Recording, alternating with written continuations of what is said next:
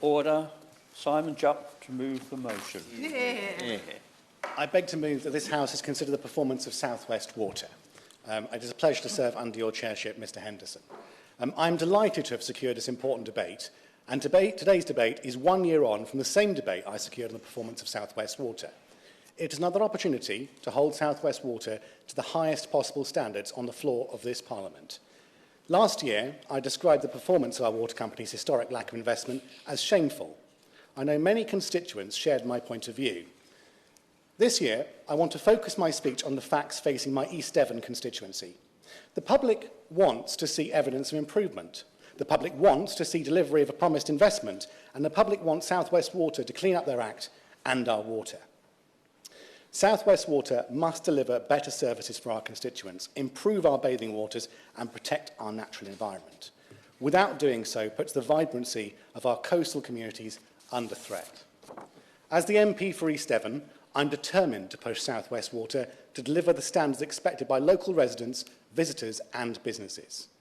I want the unacceptable pollution we've seen in Exmouth, Sidmouth and Budleigh Salterton to be met with the full force of the law. We finally have the tools to hold South West Water to account, thanks to this Conservative government. This is the biggest crackdown on sewage spills in history. Unlimited fines, accelerated investment plans, legal targets to reduce discharges from every single storm overflow and eliminating all ecological harm, compulsory storm overflow monitors and forcing live spill data to be made public.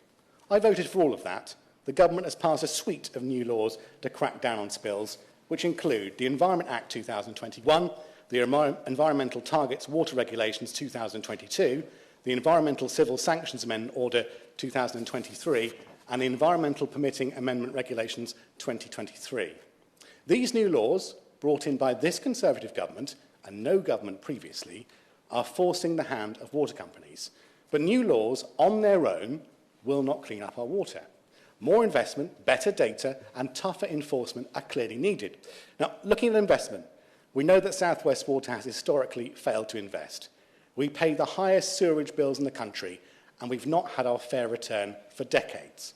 On data, we now know the scale of the problem because this government lifted the lid on the water companies' infrastructure and made them pay to monitor the results of their own failures. On enforcement, the Environment Agency must be appropriately funded to carry out their enforcement work. To crack down on water pollution, this government has boosted funding for the Environment Agency. There is a £2.2 million per year budget specifically for water company enforcement activity, and that means more officers focus on regulation, compliance checks and more data specialists. The Environment Agency workforce numbers are higher than a decade ago. There are now 13,200 staff, and it's growing in their base in Exeter. In the last 2 years, staff numbers have grown by 2,300 across the Environment Agency. So are things moving in the right direction? Well, as the Environment Agency have said, there is still much work to be done. The Environment Agency's latest annual rating for South West Water is now 2 stars. That rating is for 2022. In 2021, it was a 1-star water company. The Environment Agency said that the 2-star rating is evidence of modest improvements. However, they also said that pollution was still unacceptable at levels. I agree. It was only last year that South West Water was fined £2.1 million after admitting it caused pollution across Devon and Cornwall dating back to 2016. And the year before last, South West Water was hit by £13 million in the form of fines of bill deductions for customers. Since these fines were handed out, the government has legislated to introduce unlimited financial penalties on water companies and expand the range of offences to which penalties can be applied. I will give way. I'm grateful to the honourable member for giving way. And that's interesting to note that there was a £2.1 million fine levied against South West Water. But for a company that has a debt in its water business of £2.8 billion, does he think that £2.1 million in terms of debt, or in terms of a fine that is levied, is going to make any difference? I think every little helps, and when we look at, for example, the scale of fines and potential new fines in the future by ongoing investigations, which I'll come to later, I think we'll see more money levied in that way from South West Water in the future. Money raised by fines will then be channeled back into improving water quality, supporting local groups and community-led schemes which help to protect our waterways. Now, the bosses of water firms that commit criminal acts of water pollution will be banned from receiving bonuses. I am pleased that the Chief Exec of South West Water led by example here by not accepting a bonus last year. Meanwhile, the industry regulator Ofwat is currently investigating South West Water's wastewater treatment works and leakage reporting. I and many other colleagues look forward to seeing the outcome of these investigations. The need for independent regulators, Ofwat and the Environment Agency, to act decisively in these investigations is crucial. Unfortunately, I have to report the start of 2024 was particularly poor for South West Water in my constituency. Exmouth has faced several major incidents resulting from failures in South West Water's infrastructure and a lack of investment in the town.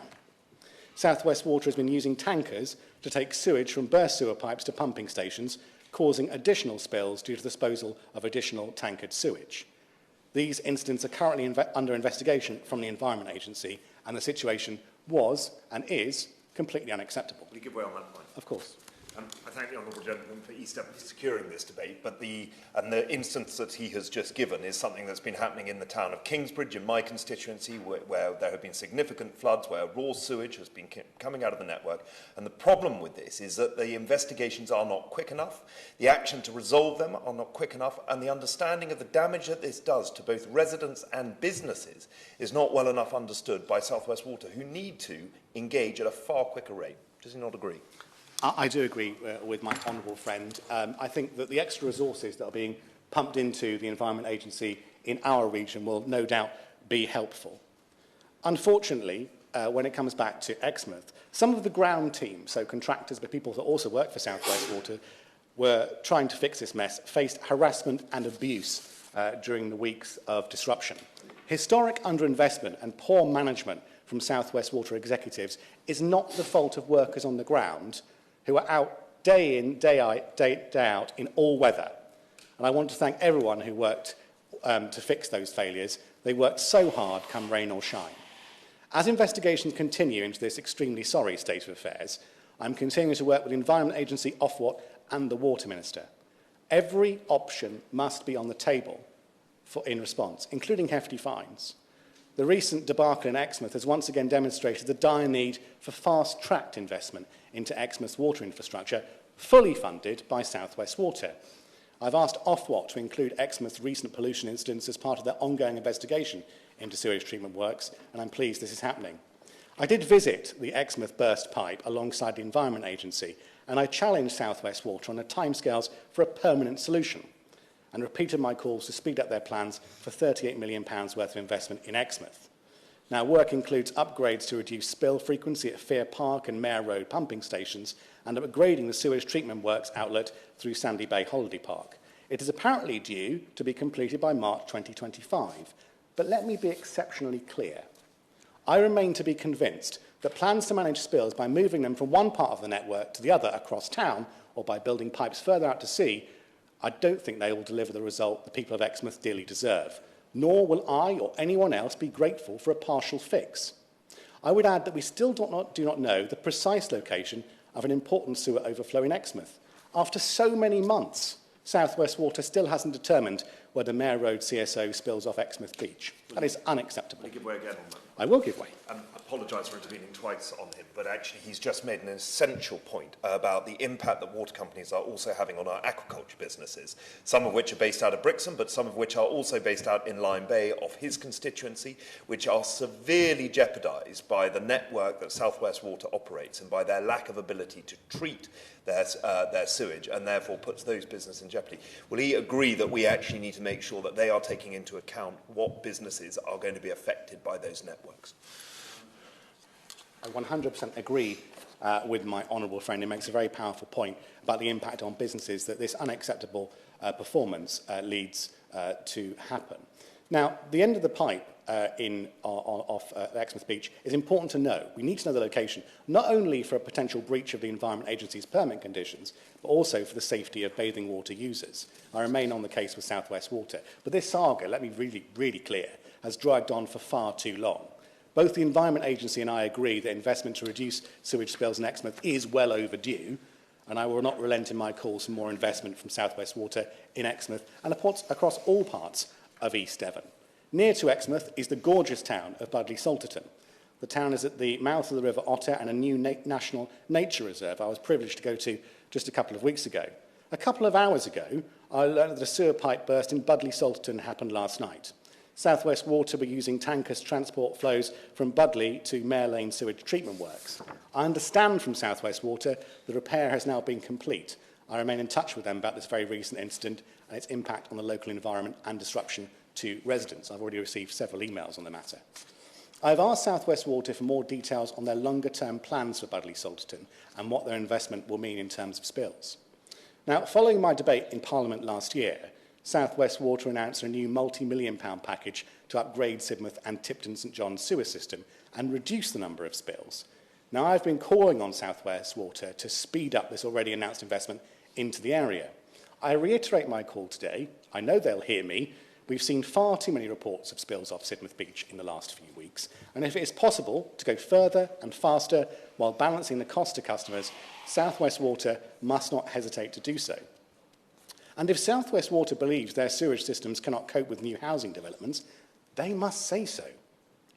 The government is looking to consult on whether to make water companies statutory consultees on major planning applications. This is something I wholeheartedly support and would urge the Minister to press ahead with as quickly as possible. Now, I firmly believe that applications for new planning developments should only go ahead if it is clear the local water infrastructure can cope. I would also urge the Minister to get water companies to install monitors on all emergency overflows. There cannot be any excuses for pollution. I understand the government wants to do this, so I'd be grateful to hear a timescale for when this could happen.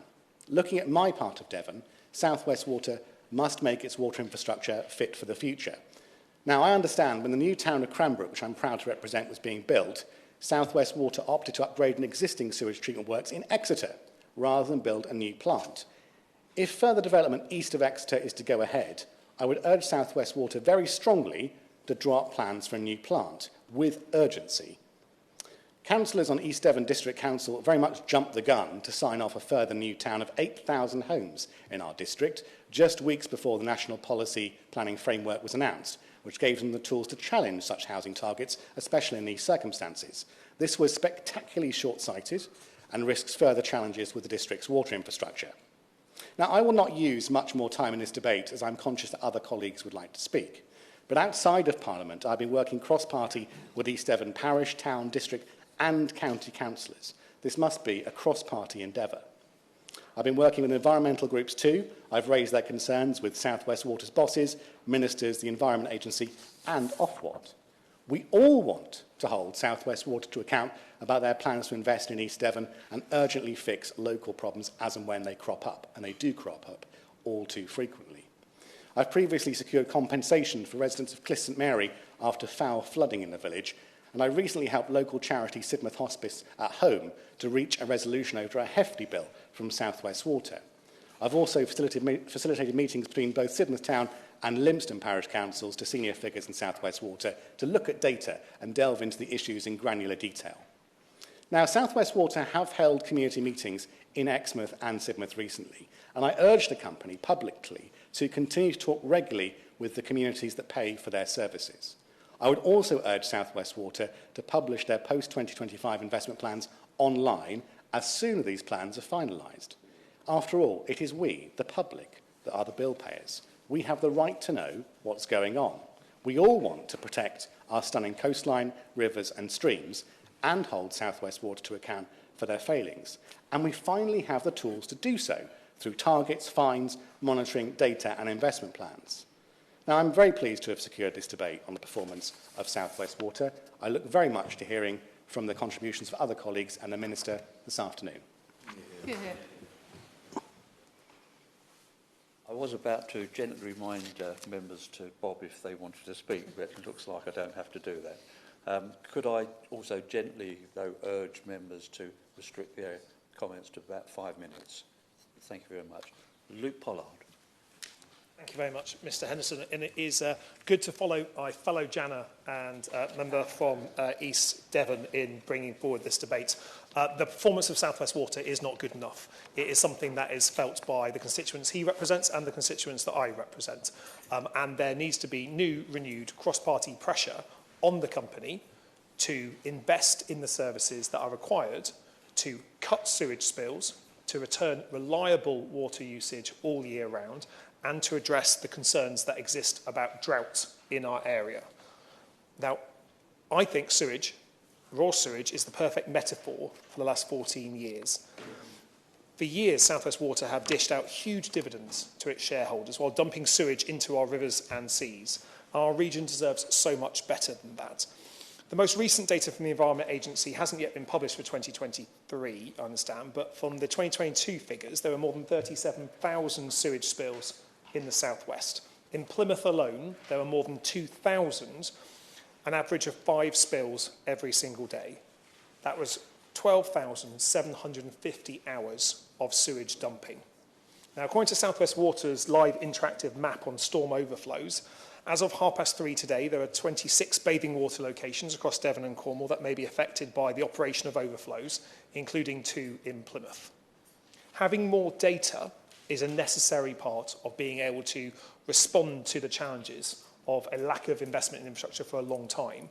But that data must lead to enforcement, and that data must lead to a change in investment behaviour by South West Water to start shutting down these storm overflows for routine discharge. I think all of us in this House would recognise that in the event of extreme weather, our water system can't hold that much water. But we're not talking about extreme weather on a day-to-day basis. This is a routine, daily occurrence by a water company that knows they should not be doing it and are still doing it.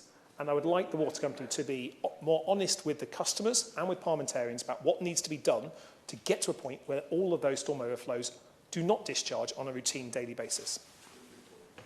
The honourable member talked a moment ago about data and how data on sewage spills is gathered. I wonder, does he agree with me that rather than allowing water companies complete control of gathering data on sewage spills, this is a function that ought to sit with the regulator, the Environment Agency? Well, thank you for his intervention.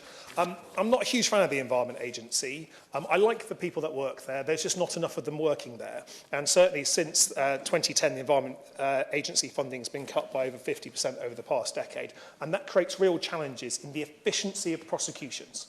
Because prosecutions that take years to deliver is not justice delivered quickly. It's not impact from fines going to the affected communities quickly. It's justice delayed, and it's able to be built into the daily business operation of the company. Now, particularly, Ms. Anderson, I just want to pick up on one final point before I finish my remarks, and that is around the investment that South West Water is making at Devil's Point in Plymouth. As a regular wild swimmer there, I swim all year round in shorts and in wetsuits, depending on the time of the year. I'm grateful that the Minister, I think his predecessor, authorised the campaign that I was running for a new bathing water status at Devil's Point and Firestone Bay. That's very welcome. The data collection there shows excellent water quality nearly all year round, but the 2 private raw sewage outlets that pump human effluent untreated into that really important part of Plymouth Sound is not acceptable. I'm grateful for South West Water for starting the work on closing that and adopting those raw sewers. That work is taking too long, and I would like to see a greater urgency in delivering it, because we know there's raw sewage going into our sea, and the action to take there should be quicker. I'd encourage the Minister to keep pressure on South West Water, because as a water company, they're not investing enough in the infrastructure that we need, and I do have long-term concerns about the amount of water in our system that will prevent future droughts and future water restrictions in the summer. So I'd be grateful the Minister can keep that pressure on South West Water so we're getting the water and sewage services that we deserve as a region. Thank you. Anne-Marie Morris. Thank you. If I may, I will focus my remarks today on water supply rather than pollution. Let me just give you a context. The Environment Agency predicts that England risks running short of water by 2045. That's not very far away. That's due to climate change and population growth. The government is struggling to try to get us down to 122 litres per person usage by 2050, We currently use 145 litres. We've built no new reservoirs since 1991, and we know that increasingly the Environment Agency are going to reduce river abstractions.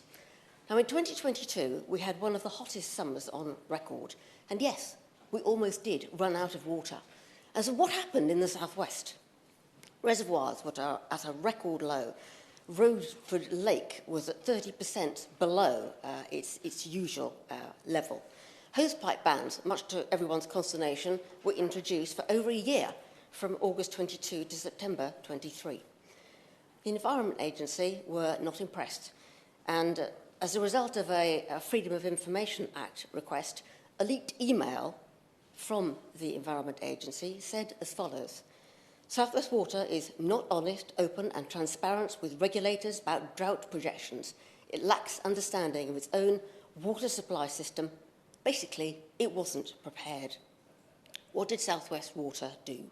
Well, to its credit, it did start putting in place steps. It introduced the option of water audits.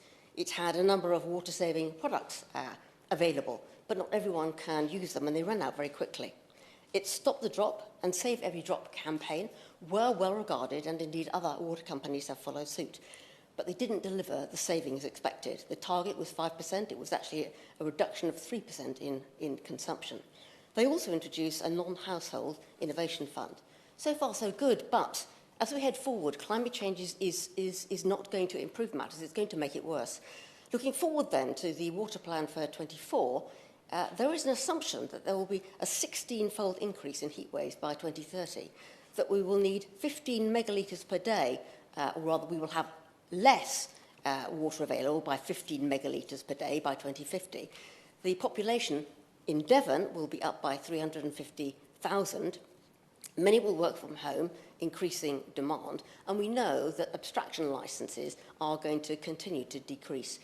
So, net-net, we will need an extra 30 million litres of water a day for this planned period. I have a real concern that the supply and demand calculations that have been made by South West Water are unrealistic. There is a huge over-reliance on smart meters to deliver the goods, and indeed for every one of us using less water. The supply-demand balance metric for 22-23 was in the red for last year for South West Water because 2 of the 4 water zones were in deficit. By 2050, we will need 200 million litres of water per day. It is not realistic. We already know that the figures from South West Water are questionable. Work is going on with Ofwat looking at the leakage data. Work is going on looking at the consumption data.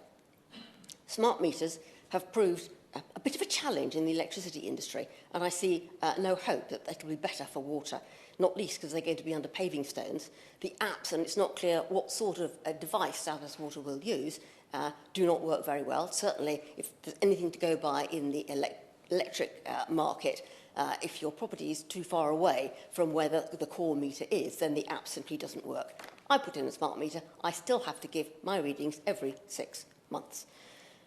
To top it all, if we don't have proper guidance for individuals, if they don't know how much water they're using in a bath, a shower, a washing machine, if we don't have manufacturers putting water usage, if you like, grading systems on their machines, we are never going to change behaviour to meet the need, which clearly is there.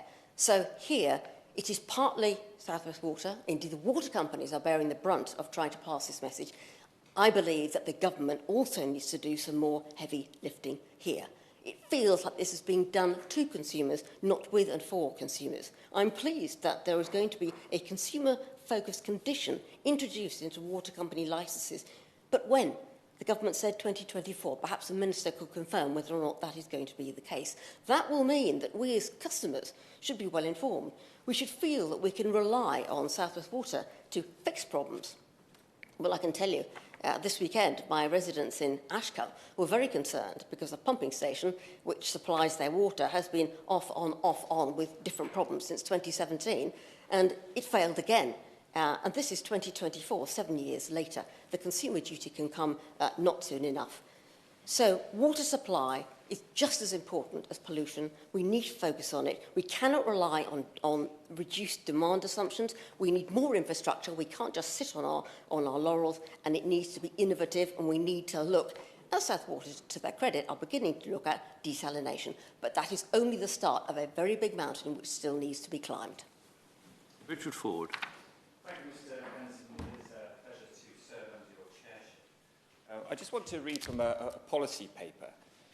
The costs of cleaning up coastal waters, a national resource, have not fallen fairly across the country. 30% of the cost has fallen on Devon and Cornwall, which have just 3% of the nation's population. The chair of the South West Water Consumers Committee believes their average bill will go up a further £150 per year.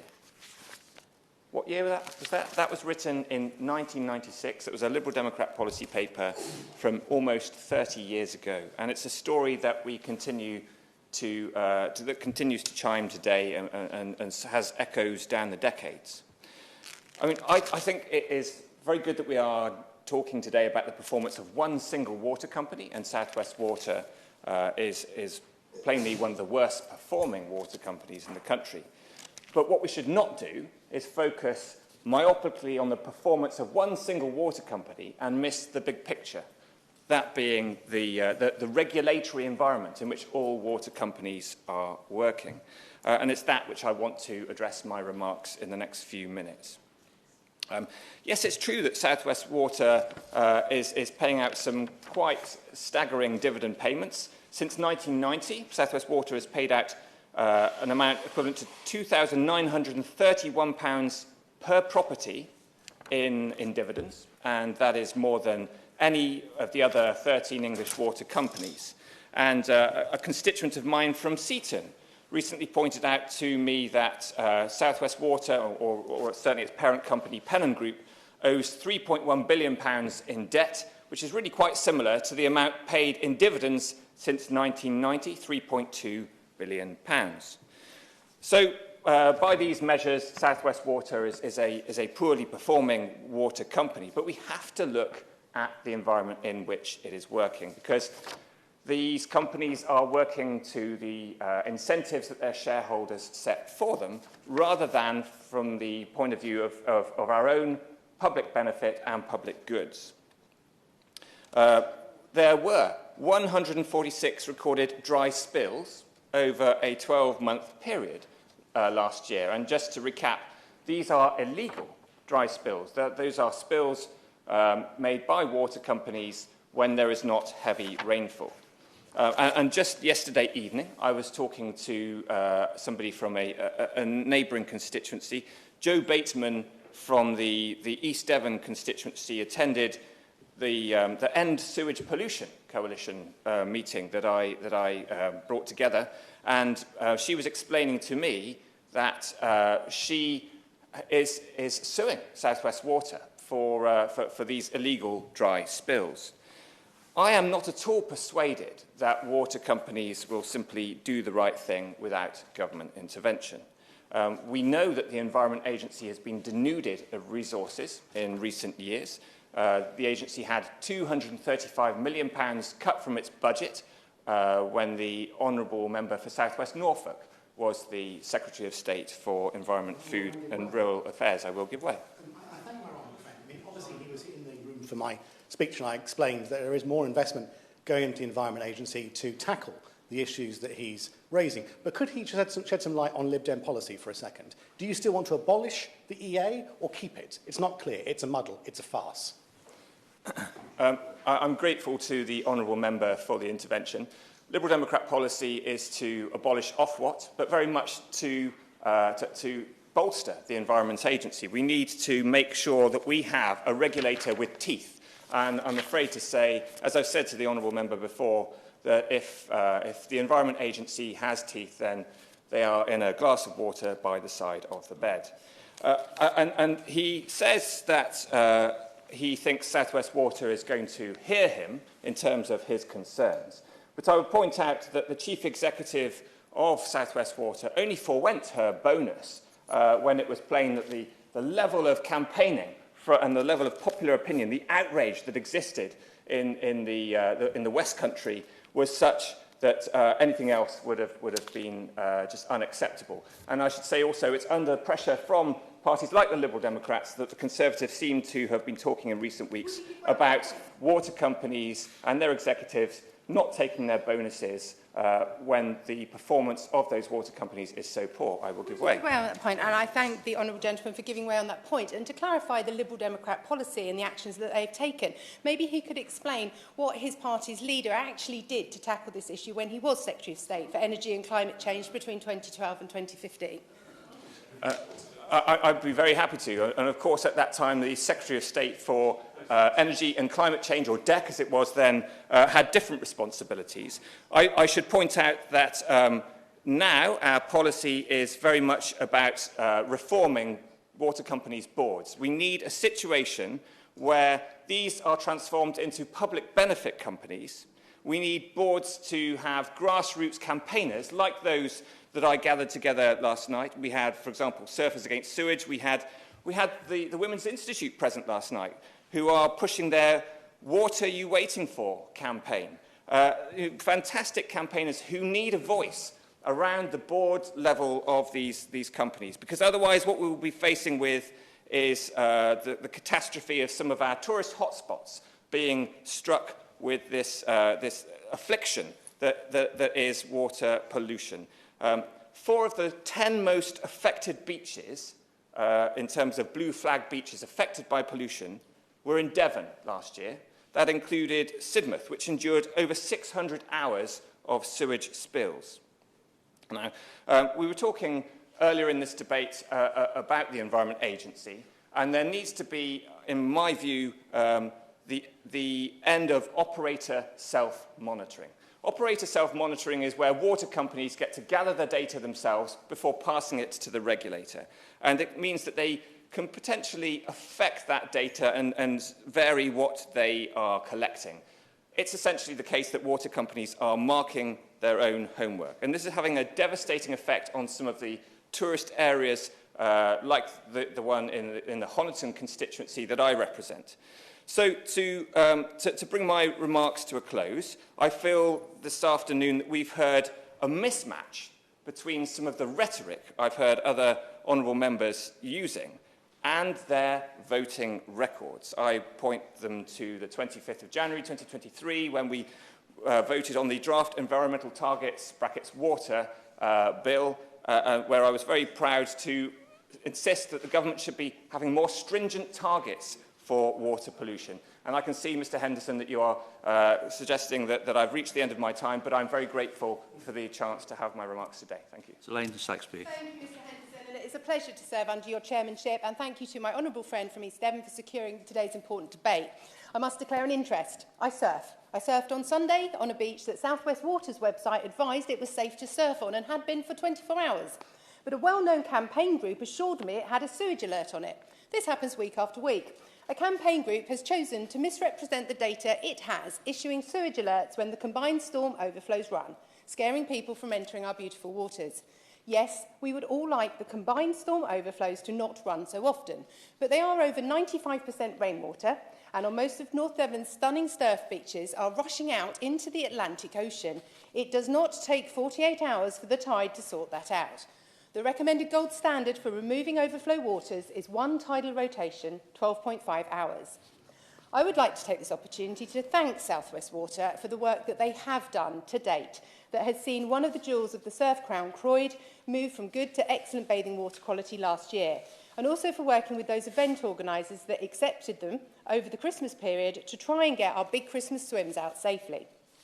There is huge confusion that is being caused on our beaches, with the Victorian bathing water season still in place, meaning the most accurate data from the Environment Agency is not available from September through till May.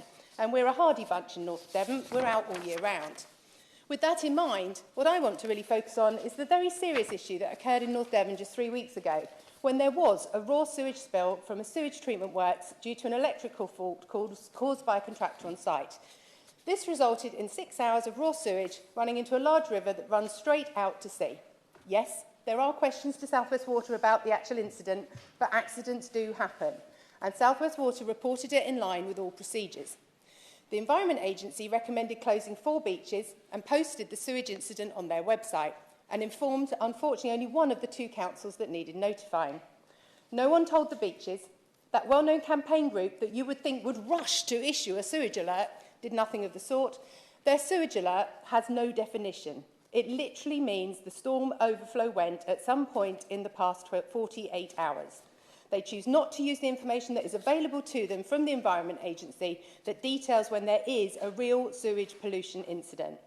And here I have an issue with the South West Water website as well, which only includes data on their own storm overflows. But it is at least clear that that is what it is doing.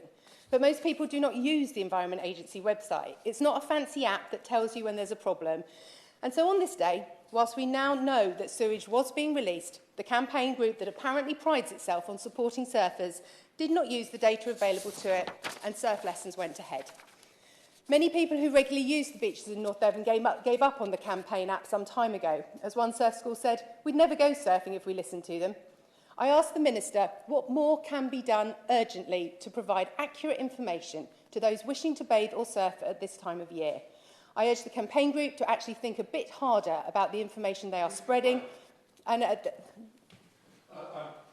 to interrupt you. She's mentioned many times this campaign group.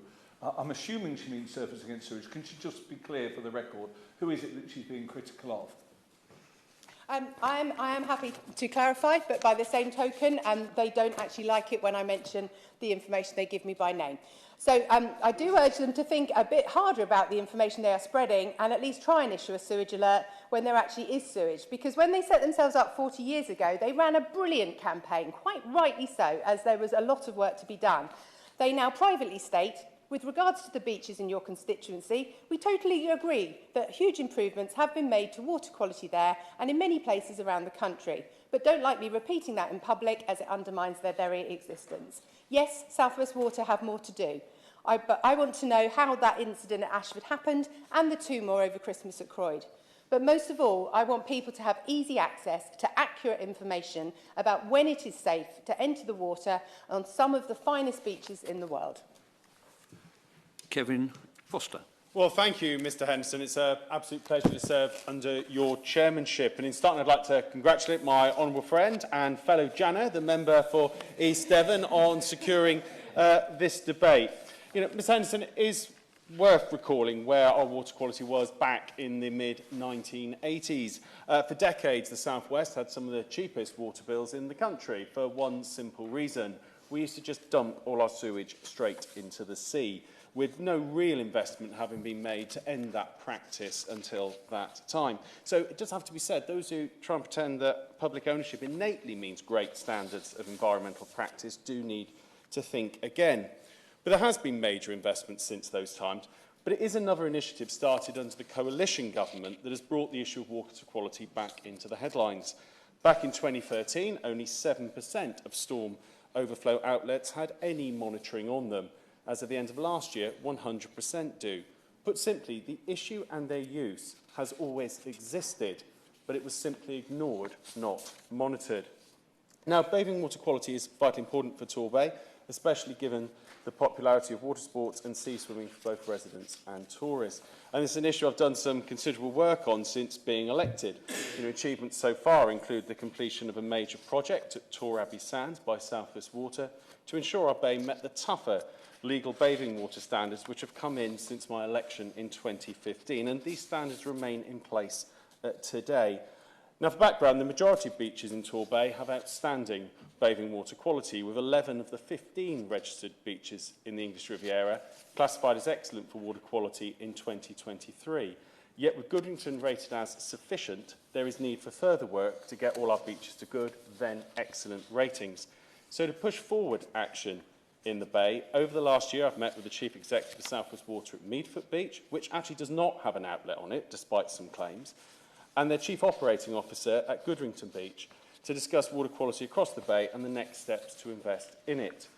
During my most recent meeting, South West Water recognised the popularity of bathing at Goodwington and the need to improve its water quality rating, with me pushing them for a target of the water quality being rated excellent by 2030, and to be fair to them, this being agreed.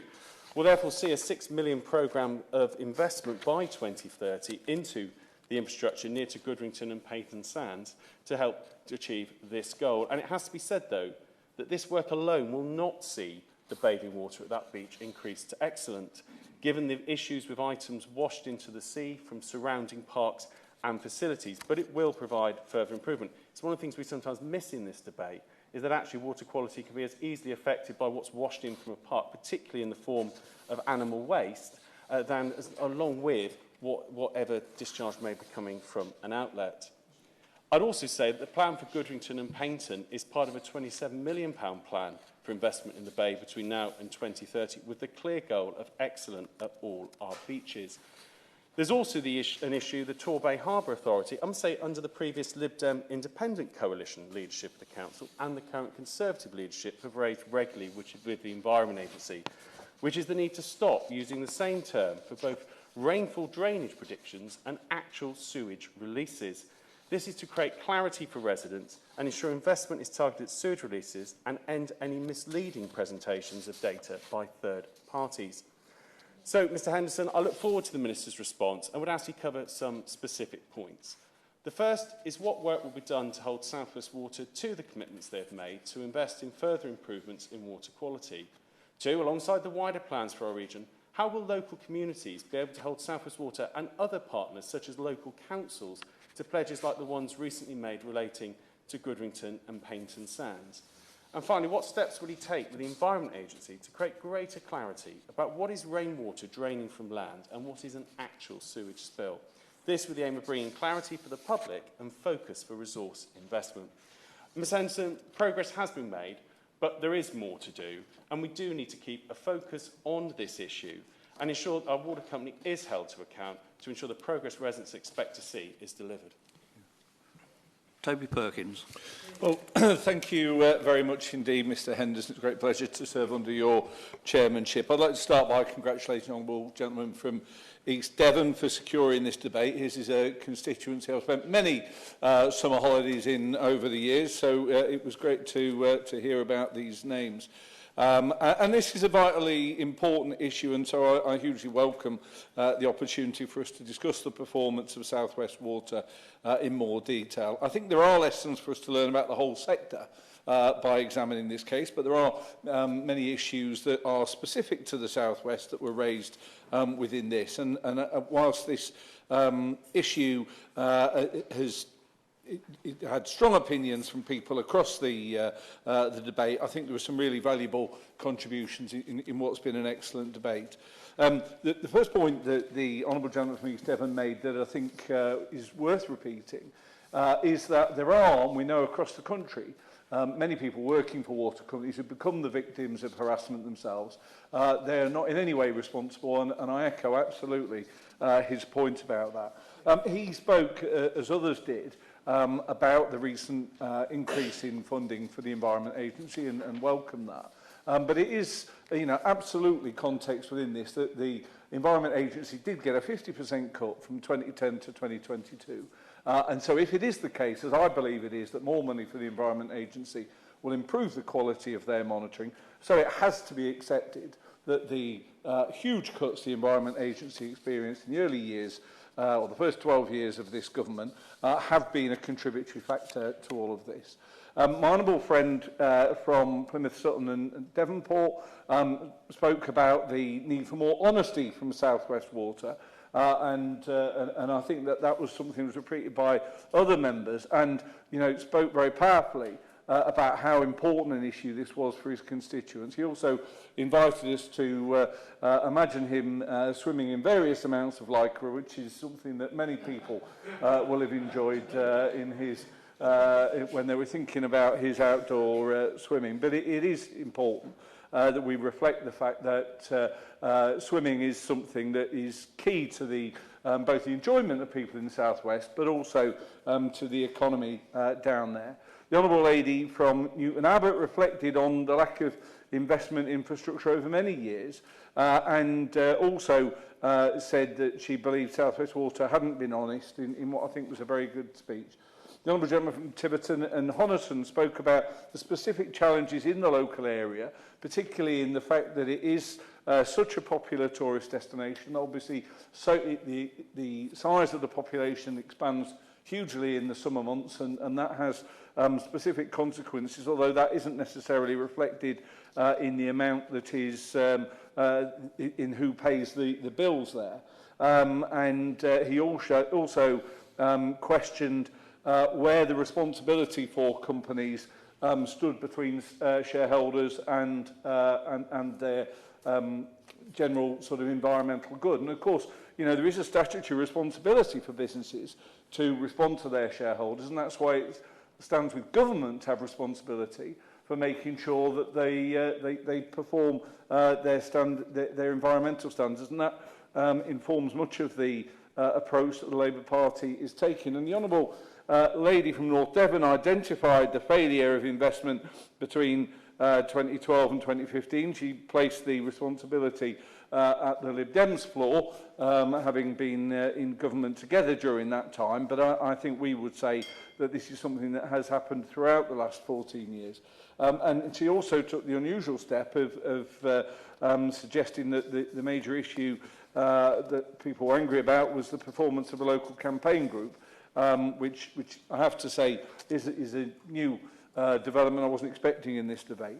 But I think that the recent Rivers Trust State of Our Rivers report, published only last week, shows that the dial overall hasn't shifted on the overall health of our waterways. Not a single English river is in good overall health, and that hasn't changed since their previous report in 2021. There are a multitude of factors which inform water health, but 54% of rich river stretches failed because of activities attributed to the water industry, and that simply isn't good enough. Yesterday, I, along with the Honourable Member from Tiverton and Honiton, spoke at the campaign against sewage launch of their election manifesto. I think it was a shame that the government wasn't able to send anyone. I know the Minister was intending to go, but it was an important coalition because this is an issue of huge importance to our constituents and particularly to the economy in the South West. And as the Honourable Gentleman from Tiverton reflected, we heard from Jo Bateman and the powerful campaign that she is fighting to get the ability to swim in clean waterways recognised as an amenity that should be available to all of us. And in preparing for this debate, I was also pleased to hear of the work being done by Jane Kirkham and Perrin Moon, Labour's parliamentary candidates in Truro and Falmouth, and Camborne and Redruth, respectively. They've supported protests and started petitions that are adding to the community fight to preserve Cornwall's waterways. And Jane stressed that this discharges into Cornwall's rivers was impacting on tourism and costing millions alongside its environmental damage. Many people are concerned that Ofwat's new growth duty will further reduce their ability to be a force for environmental good. So I hope when the Minister responds, he can set out how he sees this duty working alongside Ofwat's responsibilities in terms of improving environmental outcomes. Does the Minister agree that the perception that our waterways aren't fit to swim in is damaging to growth as it depletes tourist revenue? And if so, would he confirm, if he's instructed Ofwat, that their new growth duty must mean that there should be no sewage discharges liable to reduce tourist growth? Could I? It is telling. Could I stop you? I'm afraid you've run out of time. Okay. Well, thank you very much, Mr. Henderson. Minister. Thank you, Mr. Henderson, and I would like to begin by thanking my honourable friend, the member for East Devon, for bringing forward the matter of the performance of South West Water before the House, which has proven to be an incredibly important debate. And I am disappointed in the continued poor performance of South West Water have shown and the impact that it is having on our local environment. I recently undertook a tour of the South West and heard firsthand how pollution can impact coastal communities and local economies. And I want to be clear that this government has made improving water company performance a top priority. While performance may have improved in the 2022-2023 reporting year, South West Water remain one of the worst performing companies, and there is still a long way to go, particularly on pollution incidents and storm overflow discharges, both of which were significantly above the industry average in 2022. And this is completely unacceptable. And South West Water should be under no illusion that they must take urgent steps to significantly reduce their pollution instances, as well as address other performance concerns, such as increasing resilience of the water supply.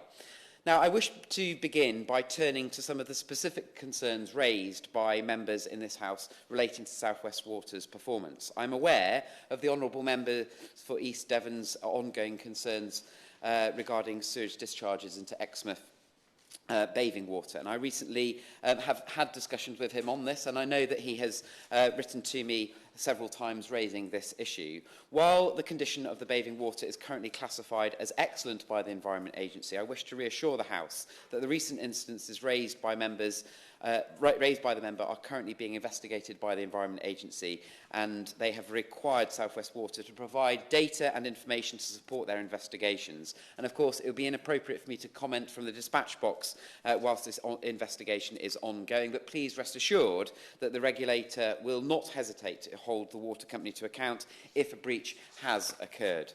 The Environment Agency is also scrutinising South West Water's overall pollution reduction plan to ensure the company have the right plans in place to prevent future issues. I will also be personally seeking assurance from the Chief Executive of South West Water, Susan Davey, that they are doing all they can to mitigate the environmental impacts and protect bathing waters, both in Exmouth and across the South West, to protect both the environment and public health. I am also aware of the concerns of members and the public after high-profile sewage spills such as those at Harlem Bay in Cornwall. I am pleased to see that South West Water have outlined an £800,000 investment by 2025 in this area to reduce surface water ingress into the combined sewer network to help reduce the storm overflow spill frequencies. But again, to be clear, their actions are coming too late following years of neglecting their civic duties, and this government will not be shy of holding the company to account. I will give way, yes. I'm grateful to the Minister for giving way. And I wonder whether he would agree that the problem isn't just with one single water company, but also the regulatory environment in which water companies are operating. And that's why last night at the End Sewage Pollution Coalition meeting that I brought together, we had present the Rivers Trust, British Canoeing, the Angling Trust, River Action, Swim England, Surfers Against Sewage and the Women's Institute. Does he regret not being able to attend? Well, what I do find a huge misfortune is that it seems to be that Lib Dem policy is getting rid of one of the key regulators, Ofwat, as has been confirmed in the debate today. And given that we have just given Ofwat powers to take a much more robust approach in terms of their approach to dividends and water company bosses' bonuses, that if it's Lib Dem policy to get rid of Ofwat, I fear for the good of holding water companies to account as one of the key regulators, if that's what Lib Dem policy is going forward, because this government knows that the industry needs to go further and faster to address these issues. In 2022, data indicated that 6.47% of South West Water storm overflows spilled 100 times or more, which was twice than the sector average, and it's quite simply unsatisfactory. That is why we have introduced our Storm Overflows Discharge Reduction Plan, the most ambitious plan to address storm overflow discharges in water company history, which will deliver £60 billion of capital investment by 2050 and target our most important sites, including bathing waters first. The government has also driven water companies to ensure we now have 100% monitoring of storm overflows. This is up from 7% in 2010 under the previous Labour administration. And I may also make the point, Mr Henderson, that it was under the last Labour administration that they brought out self-monitoring, which we are absolutely wanting to try and get into a position of overturning. Now we have better data from 100% monitoring being rolled out. However, I do recognise the progress happening in the South West. Indeed, I recently visited a pilot scheme at Combe Martin Village with the Honourable Member for North Devon, where smart water butts and sustainable drainage had been introduced to better manage rainwater, and this was making a positive impact. And I'd like to commend my honourable friend for the good work that she has been doing in her constituency, working together with her constituents and campaign groups to make sure that a partnership-led approach can actively work on the ground when it comes to tackling sewage pollution. I will give way. I'm grateful to him for giving way. He mentioned something that some of his colleagues have previously. Either is the case that self-monitoring was a big problem, in which case, why didn't they get rid of it in the last 14 years? Or it wasn't the problem. He needs to be credible about this. If he's trying to say self-monitoring is a problem, he should have been doing something years and years and years ago. Which is why this government has made sure that we've rolled out 100% monitoring of our storm overflows, because once we have the data, we are able to hold water companies that are failing to account, and that is exactly what this government intends to do through our plan for water, which is all about more investment, stronger regulation and tougher enforcement. I also wish to address some of the points that was made by my honourable friend, the member for Newton Abbott, regarding South West Water's resilience to drought, as I know many in the region experienced extended hosepipe bans. And I'm pleased to say that South West Water have informed us that as of the 22nd of February 2024, the Rodeford Reservoir is now at 100% capacity and Collingford is at 87%, showing significant improvement, and that the Environment Agency continues to work with the company on a range of new sources to improve resilience. And I recently visited Hawkstore, a former clay pit that has been brought into water supply to try and deal with some of those water resilience issues. Now, many members mentioned the issue of investment. Of course, addressing these concerns requires investment, and this responds to some of the points made by my honourable friend for Torbay. Following a DEFRA commission, Ofwat, which it seems that the Lib Dems want to abolish, agreed to accelerate £128 million of funding to accelerate smart metering, build nutrient removal systems to improve river water quality, and accelerate 15 storm overflow improvements in Falmouth and Sidmouth catchments. South West Water's latest business plans include a significant £2.8 billion package of investment, which Ofwat is now scrutinising to ensure that it will truly deliver for customers and begin to turn their poor record around. Their commitments will also include achieving the lowest level of pollution incidence in the sector and significantly increasing water quality and water resilience by investment in new treatment works, reservoirs and tackling leakage. South West Water must now deliver on these ambitious plans, and this government will hold them to account every step of the way. And I look forward to my next meeting with the Chief Executive to be able to get an update on those plans. I also wish to assure the House that this government and our regulators in the Ofwat and the Environment Agency do not take underperformance lightly. As a result of failing to meet their performance commitments, Ofwat have directed South West Water to return £9.2 million to customers during the financial year of 2024 to 2025.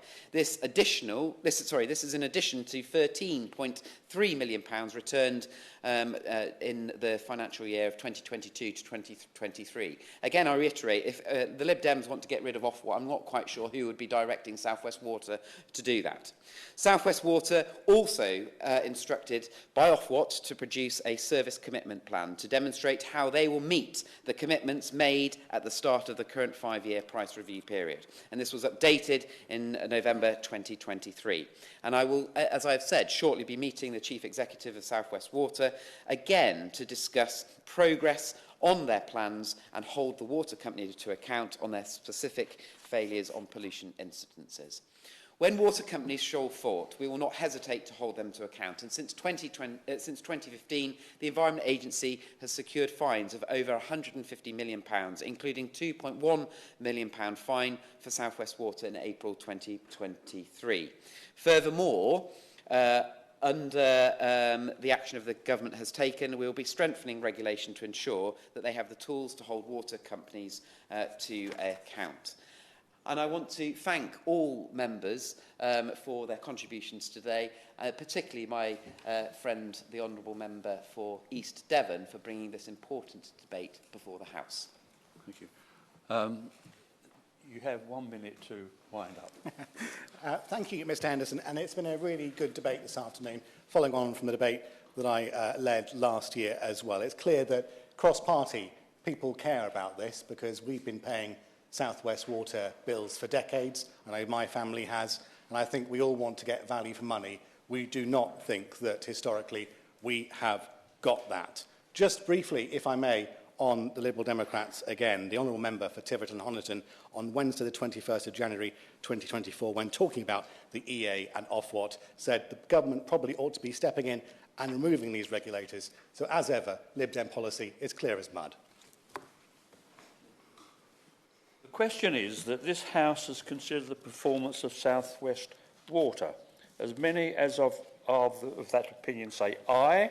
Aye. Of the contrary, no. I think the ayes have it. Order, order. The sitting stands adjourned.